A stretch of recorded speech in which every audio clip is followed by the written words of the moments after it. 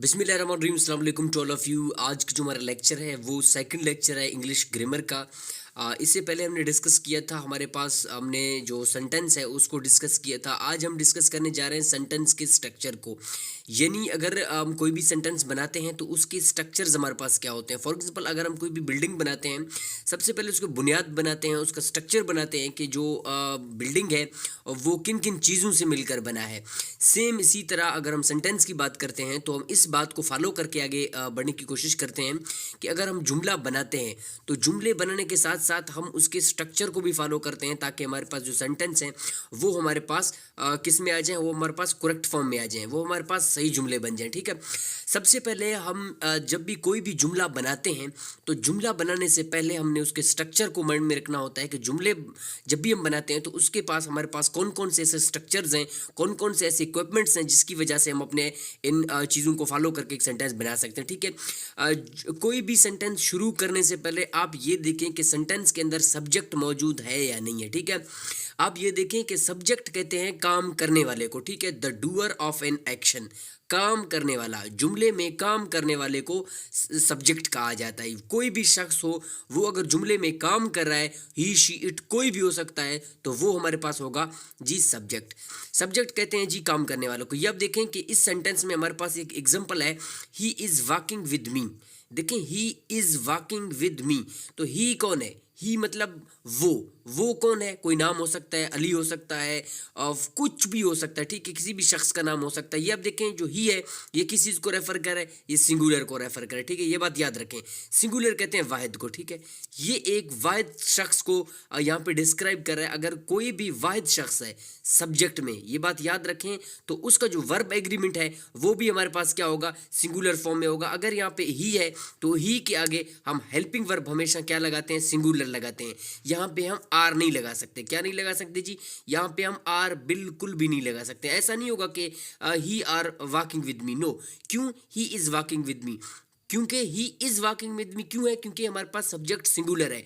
अगर आपके पास subject singular हो तो वहां पे आप इस केस में हेल्पिंग वर्ब सिंगुलर ही लगाते हैं। ये बात आप हमेशा अपने माइंड में रखें। ठीक है, उसके बाद हमारे पास है जी हेल्पिंग वर्ब।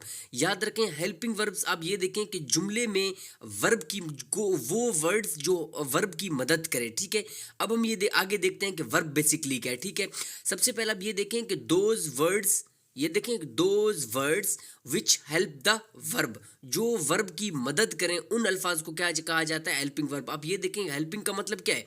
हेल्पिंग का मतलब है मदद करना। ठीक है, किसकी मदद करना भाई? वर्ब की मदद करना। ऐसे अल्फाज जो वर्ब की मदद करें तो उसको हम क्या कहेंगे जी? Helping verb. फिर एक सेंटेंस है हमारे पास, एग्जांपल आप देखें कि ही इज वॉकिंग विद मी, तो ही हमारे पास क्या हो गया? एज बिफोर हमने डिस्कस किया था, ही हमारे पास सब्जेक्ट हो गया। ठीक हो गया, तो सब्जेक्ट के बाद डायरेक्ट आपके पास क्या आना चाहिए? हेल्पिंग वर्ब आना चाहिए। क्यों? हेल्पिंग वर्ब के बाद डायरेक्ट आपके पास क्या आएगा? वर्ब आएगा। ठीक है, तो वर्ब से पहले, सब्जेक्ट के बाद वर्ब से पहले क्या आएगा जी? हेल्पिंग वर्ब आएगा। ठीक है, जो वो अल्फाज जो किसकी मदद करें? वर्ब की मदद करें। ठीक है, वर्ब की मदद करें। आप अगर इस वर्ड को छुपा लें, ठीक है, अभी आप इस वर्ड को छुपा लें, अभी आप सेंटेंस देखें कि ही वॉकिंग विद मी, तो that is absolutely incorrect. He walking with me, तो ये थोड़ा सा एक और लग रहा है। ठीक है, सेंटेंस अगर इसको हम लिखें ही इज वॉकिंग विद मी, तो डेफिनेट बात है ये जो हमारे पास सेंटेंस है ये 100% करेक्ट सेंटेंस है।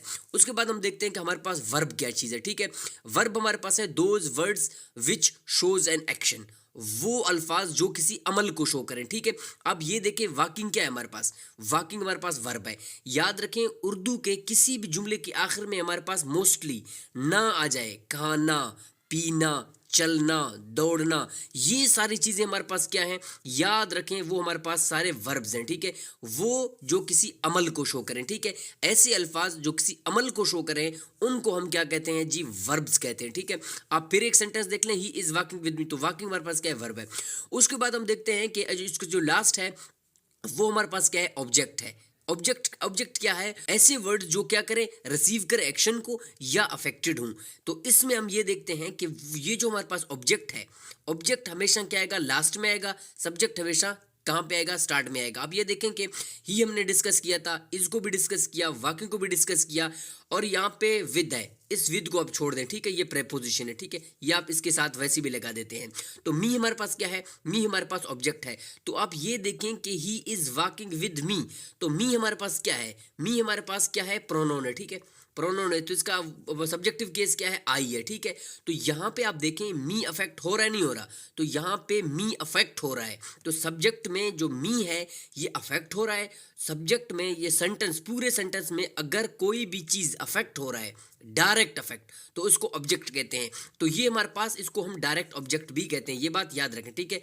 इसको हम क्या कहते हैं, इसको हम डायरेक्ट ऑब्जेक्ट भी कहते हैं, यानी डायरेक्टली सब्जेक्ट के लिए डायरेक्टली अफेक्ट कौन हो रहा है जी, हमारे पास ऑब्जेक्ट हो रहा है, तो इसको हम डायरेक्ट ऑब्जेक्ट भी कहते हैं। तो ये हमारे पास थे जी सेंटेंस के स्ट्रक्चर। इंशाल्लाह नेक्स्ट वीडियो में हम क्या करेंगे, हम डिस्कस करेंगे जी पार्ट्स को, ठीक है, पार्ट्स ऑफ सेंटेंस, ठीक हो गया। तो हमारे पास जो नेक्स्ट वीडियो होगी वो इंशाल्लाह पार्ट्स ऑफ सेंटेंस, यानी सेंटेंस के कितने पार्ट्स हैं, ठीक है। डिपेरेटिव सेंटेंस है, उसके बाद ऑप्टेटिव सेंटेंस है, इंपेरेटिव सेंटेंस है, कॉम्प्लेक्स सेंटेंस है, कंपाउंड कॉम्प्लेक्स सेंटेंस है। इंशाल्लाह नेक्स्ट वीडियो में हम इसके जो पार्ट्स हैं सेंटेंस के, उसको डिस्क्राइब करने की कोशिश करेंगे। अगर फर्स्ट टाइम चैनल के ऊपर है तो उसको सब्सक्राइब करें, ताकि टाइम टू टाइम आपको इस तरह की नॉलेज की वीडियो मौसूल हो। मिलते हैं नेक्स्ट वीडियो में, तब तक के लिए अल्लाह हाफिज़।